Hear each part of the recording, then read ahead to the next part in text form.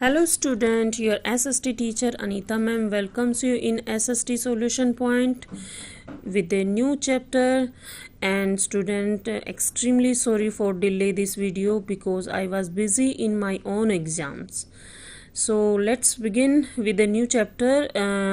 Today I will teach you the economics chapter 1 development. So student, this is a very easy chapter and interesting also, and if you study my all part of this video you will understand this chapter very easily. So let's begin the chapter with the definition of development. So student, development, what is development means development क्या है, actual में development होता क्या है. अगर हम normal words में बोलें कि डेवलपमेंट क्या है, अपना विकास करना इज़ डेवलपमेंट. बट डेवलपमेंट का what is the criteria of development, इसका कोई क्राइटेरिया है फिक्स. यानी अगर हमारे पास बहुत पैसे हो गए, हमारे पास सब कुछ लग्जरियस लाइफ हम जी रहे हैं, क्या वो डेवलपमेंट है क्या? मीन्स इस पे बहुत सारे क्वेश्चंस आपके बन सकते हैं कि अगर कोई एक रिच पर्सन है उसके लिए डेवलपमेंट क्या है, एक गरीब फार्मर है उसके लिए डेवलपमेंट क्या है, एक वर्कर के लिए डेवलपमेंट क्या है, एंड सबसे इम्पोर्टेंट एक स्टूडेंट की डेवलपमेंट कहाँ है. तो ये इसके अलग अलग क्राइटेरिया हैं. सबसे पहले हम देखते हैं कि what is development. Development is a comprehensive term, यानी एक बहुत बड़ी टर्म है, and which include improvement in human welfare, quality of life, social, political, economic wellbeing, जो जिसमें कि एक लाइफ की क्वालिटी लाइफ भी इंक्लूड होती है, ह्यूमन बीइंग की प्रोग्रेस, सोशल वेलफेयर, ये सारी चीज़ें उसमें इंक्लूड होती हैं, पॉलिटिकल, इकोनॉमिक, सब कुछ. तो उसको हम ओवरऑल डेवलपमेंट बोल सकते हैं. तो हम ये कहेंगे कि जो डेवलपमेंट का क्राइटेरिया है वो कोई फिक्स क्राइटेरिया नहीं है. It is not a fix criteria, it is different on the manner of different people. यानी अगर हम दूसरे लोगों के मैनर में देखेंगे कि भाई मैंने वही बात आपसे कही थी कि एक ट्रेडर का क्या डेवलपमेंट है, एक गर्ल का क्या डेवलपमेंट है, एक रूरल वुमन का क्या डेवलपमेंट है, तो ये सारे इसके क्राइटेरियाज हैं. If we take the first category of landless rural labor, a labor or a worker have different goals. Means he wants more days to work, he wants better wages, he wants social and economic quality of life. तो ये एक rural एक labour के गोल हो सकते हैं. And rich farmer क्या चाहता है कि low price food grains, cheap labour, उसे सस्ते लेबर मिले, उसका जो फूड ग्रेन्स है उसके अच्छे प्राइस मिल जाए, उसे higher price to their production, उसके प्रोडक्शन के हायर प्राइस मिले, चीप इनपुट लगे, एंड जैसे इनपुट यानी मशीनरी, सीड वगैरह जो भी होता है वो सस्ते दामों पे उसे कहीं से मिल जाए. तो ये एक अमीर जो रिच फार्मर होते हैं ये उसके गोल हैं. अगर हम बात करें ट्रेडर्स के क्या गोल हो सकते हैं कि उसको अच्छा इंफ्रास्ट्रक्चर मिल जाए बिजनेस करने के लिए, टैक्सेस कम लगे उस पर, उसको सस्ती लेबर मिल जाए कहीं से, उसके जो उसकी प्रोडक्शन हो वो अच्छे दामों पे बिके. अब एक गर्ल का गोल ले लेते हैं. गर्ल्स का क्या गोल होता है, उनको गर्ल्स को सबसे ज़्यादा फ्रीडम चाहिए होती है, ठीक है, उसको अपॉर्चुनिटी चाहिए होती है, जैसे उसके ब्रदर को मिले उसको सेम इक्वलिटी चाहिए घर में, कि जो ब्रदर के साथ बिहेवियर हो रहा है वैसा ही बिहेवियर उसके साथ होना चाहिए. एंड वो आजकल की गर्ल्स अच्छी एजुकेशन चाहती हैं, और वो आजकल की गर्ल्स चाहती हैं कि वो इक्वल मैन के इक्वल होके काम करें, यानी वो जॉब भी करे, वो घर भी संभालें. ये एक गर्ल के गोल हैं आज के टाइम पे. रूरल वुमन, जो गांव में जो औरतें होती हैं उनका क्या गोल होता है, बेटर इनकम अपॉर्चुनिटीज मिल जाए उनको, इक्वल वेजेस मिले इक्वल वर्क की, सबसे इम्पॉर्टेंट चीज़ होती है ये सभी वुमन चाहती हैं आज के टाइम पे कि equal wages for the equal work. यानी अगर वुमन मैन के बराबर काम करे तो उसको इक्वल वेजेस मिले. इंडस्ट्रियलिस्ट के क्या गोल हो सकते हैं, सेम वही चीज़ ट्रेडर्स वाली, उनको अच्छा इंफ्रास्ट्रक्चर चाहिए, टैक्सेस कम पे करने पड़ जाएं, चीप लेबर हो. तो देखो ये सारे एग्जाम्पल जो डिफरेंट गोल आपको दिखाए हुए हैं ये इसलिए ही दिखाए हैं कि अलग अलग लोगों के अलग अलग गोल होते हैं. तो ये तो हो गए गोल्स। आपका स्टूडेंट का क्या गोल है? अच्छे मार्क्स मिल जाएं, 10th क्लास में वो अच्छे मार्क्स से पास हो जाएं, ठीक है। ये स्टूडेंट का गोल सकता है, ताकि उनकी टेंशन, एटलीस्ट पेरेंट्स की टेंशन, इधर से स्कूल कुछ टेंशन रिमूव हो, ये सारे स्टूडेंट्स का गोल है। एक टीचर का क्या गोल हो सकता है? टीचर का गोल क्या है? टीचर का गोल ये कि वो पढ़ाए, उसके बच्चों को 100% उसका रिजल्ट हो, ये एक टीचर का गोल है। So student, we can say कि different people have different goals and in the most cases they have conflicting goals. कई बार क्या हो जाते हैं, गोल्स में कॉन्फ्लिक्ट आ जाता है, यानी गोल्स का मिक्सचर हो जाता है, एक का गोल दूसरे को बर्डन करने लग जाता है। For example, a rich farmer of Punjab wants cheap labour. एक जो रिच फार्मर होगा वो ये चाहेगा उसको सस्ते से सस्ते दामों पे लेबर मिल जाए। दूसरी side, whereas the land जो वर्कर्स हैं वो दे वांट्स हायर वेजेस, वो ज़्यादा वेजेस चाहेंगे। तो दोनों के गोल कॉन्फ्लिक्ट हो गया ना, दोनों के गोलों में। तो इस तरह से एक पर्सन का गोल दूसरे पर्सन के गोल को कॉन्फ्लिक्ट भी कर सकता है और उसको हेल्प भी कर सकता है। लाइक हम स्टूडेंट एंड टीचर का अगर एग्जांपल ले, तो टीचर स्टूडेंट का गोल क्या है? लाइफ में प्रोग्रेस करना, ठीक है। टीचर का क्या गोल है? स्टूडेंट को पढ़ाना। तो हम दोनों के गोल में कोई कॉन्फ्लिक्ट नहीं होता, लेकिन डिफरेंट जो अलग अलग उसके पर्सन होते हैं, जिनके अलग अलग गोल होते हैं, वो कई बार एक दूसरे के गोलों को कॉन्फ्लिक्ट कर देते हैं। So we can say what may be development for one not be the development for the other. It may even be destructive for the other. Student, ये जो मैंने लाइन बोली है ये एक क्वेश्चन है बेटा। ये क्वेश्चन आपको इसी एक्सप्लेन दिस स्टेटमेंट के नाम से आ सकता है, यानी जो डेवलपमेंट है, एक की डेवलपमेंट दूसरे की डेवलपमेंट को बॉदर कर सकती है, डिस्ट्रक्टिव भी हो सकती है। इस पे आप इस एक्सप्लेन कीजिए। इस पे आपको आंसर यही डालना है कि कई बार एक के गोल दूसरे के गोल में कॉन्फ्लिक्ट हो जाता है, और इस पे आप एग्जांपल दे सकते हो, रिच फार्मर का एग्जांपल दे सकते हो। तो ये आपका एक यहाँ पे क्वेश्चन क्लियर हो जाता है। नेक्स्ट हम पढ़ेंगे इनकम एंड अदर गोल्स। ये हमारा नेक्स्ट टॉपिक है, इनकम एंड अदर गोल। देखो, ये जो हमने गोल पढ़े, beside seeking more income one way to और the other people also seek things like equal treatment, freedom, education, security, respect.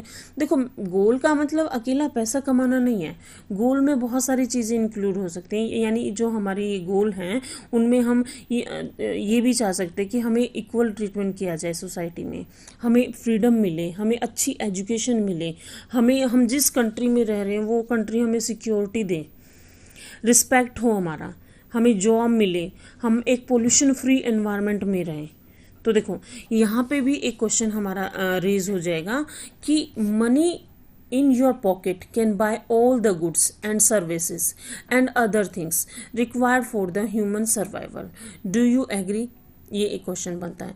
तो इसमें क्या है बेटा, इसमें आपको आंसर क्या करना है कि जो मनी है वो सब कुछ खरीद सकता है, थिंग्स खरीद सकता है, ठीक है, लेकिन मनी कुछ ऐसी चीज़ें हैं वो नहीं खरीद, जैसे हम एक पोल्यूशन फ्री एनवायरनमेंट की ही करें, जब तक हम उसको क्लीन नहीं करेंगे मनी क्लीन नहीं कर सकता। एक हम ये चाहते हैं कि हम किसी की फीलिंग्स को नहीं खरीद सकते, ठीक है। बहुत सारी ऐसी चीज़ें हैं, हम मनी से खरीद सकते हैं, लेकिन हम नॉन मटेरियल चीज़ जो होती हैं वो हम मनी से नहीं खरीद सकते, जिसमें हमारा एक एनवायरनमेंट आ जाएगा, हम फीलिंग्स आ जाएंगी एक दूसरे की, क्वालिटी ऑफ लाइफ आ जाएगी। हमारे पास पैसा, देखो आपने बहुत सारे लोगों को देखा, उनके पास खूब पैसा होता है लेकिन वो फिर भी परेशान घूमते रहते हैं। इट मीन्स वहाँ कमी है, वहाँ पे मनी उनको हैप्पीनेस नहीं दे रहा है। तो ये जो क्वेश्चन है बहुत इंपॉर्टेंट है, ये बार बार आता है, इसको आपको इसी तरह से एक्सप्लेन करना है। नेक्स्ट हम लेंगे नेशनल डेवलपमेंट।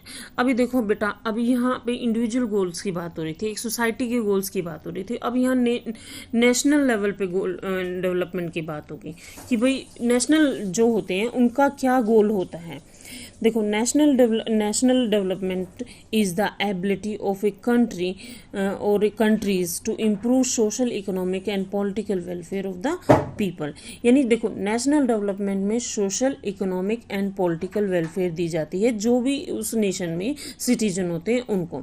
अब अगर इकोनॉमिक वेलफेयर की बात करें तो इकोनॉमी में क्या है, बेटर अपॉर्चुनिटी देना, इनकम, इक्वल इकोनॉमिक इम्पोर्टेंस देना।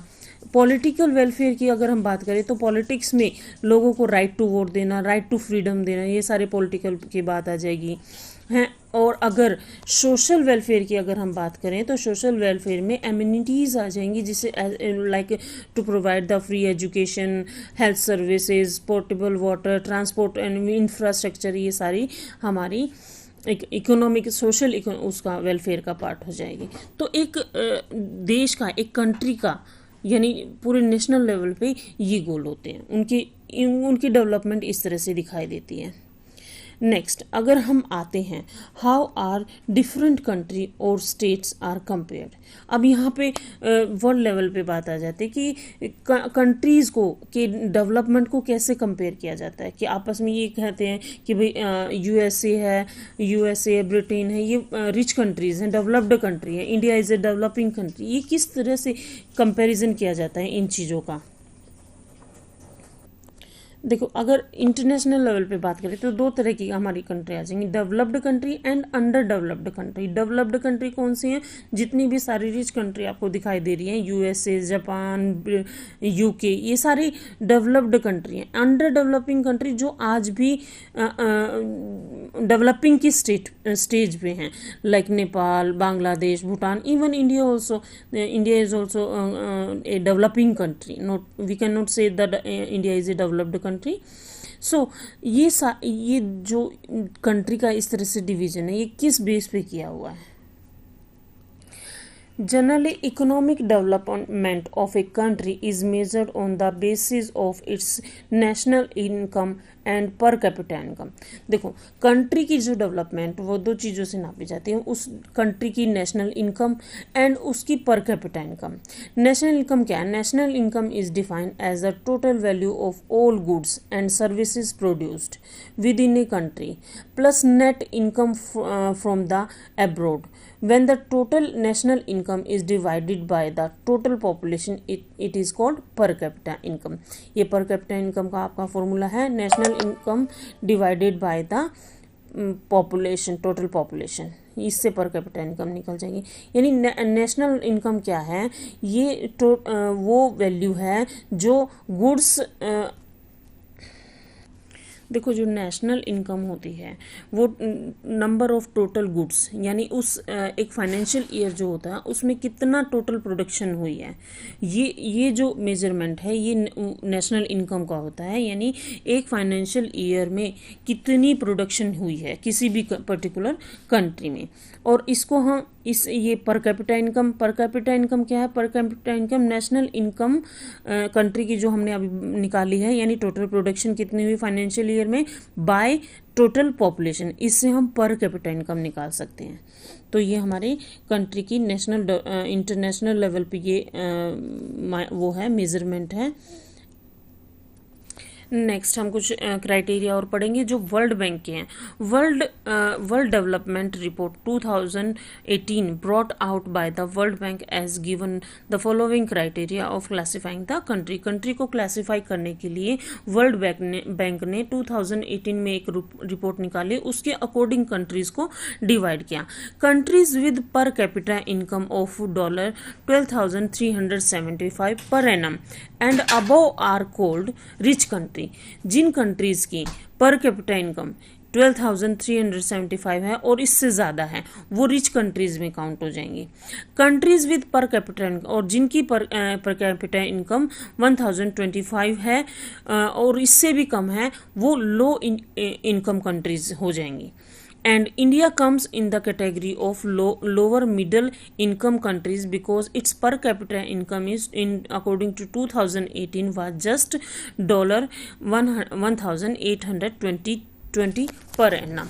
यानी इंडिया हमारा अब अगर वर्ल्ड बैंक के अकॉर्डिंग हम देखें तो हमारा लोअर मिडल में आ जाएगा, क्योंकि ये अपर से नीचे है और जो लोअर इनकम का जो स्टेटस है उससे थोड़ा सा ऊपर है.